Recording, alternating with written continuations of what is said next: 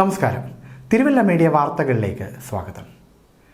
കല്ലൂപ്പാറയിലും പരിസര പ്രദേശങ്ങളിലും കാട്ടുപന്നി ശല്യം രൂക്ഷമാകുന്നു എന്ന വാർത്ത കേൾക്കാൻ തുടങ്ങിയിട്ട് നാളുകളേറെയായി.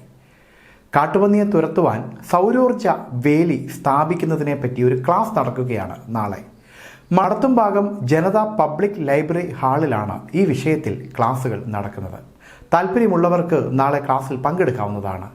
കൃഷിയിടത്തിൽ കാട്ടുപന്നി ശല്യം രൂക്ഷമായ സാഹചര്യത്തിൽ ഇതിനെ പ്രതിരോധിക്കാൻ കുറഞ്ഞ ചെലവിൽ സൗരോർജ്ജവേലി സ്ഥാപിക്കാവുന്നതാണ്.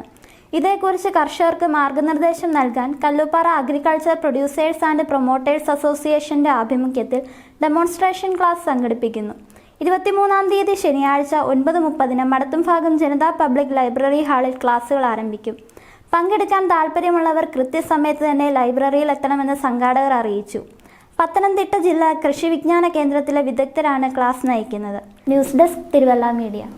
തിരുവല്ലയിൽ ഓഫീസ് റൂമുകൾ വാടകയ്ക്ക് 550-360 സ്ക്വയർ ഫീറ്റ് വീതമുള്ള 4 റൂമുകൾ. ധനകാര്യ സ്ഥാപനങ്ങൾ, കോച്ചിംഗ് സെന്ററുകൾ, ലാബ്, സ്റ്റുഡിയോ എന്നിവയ്ക്ക് അനുയോജ്യം.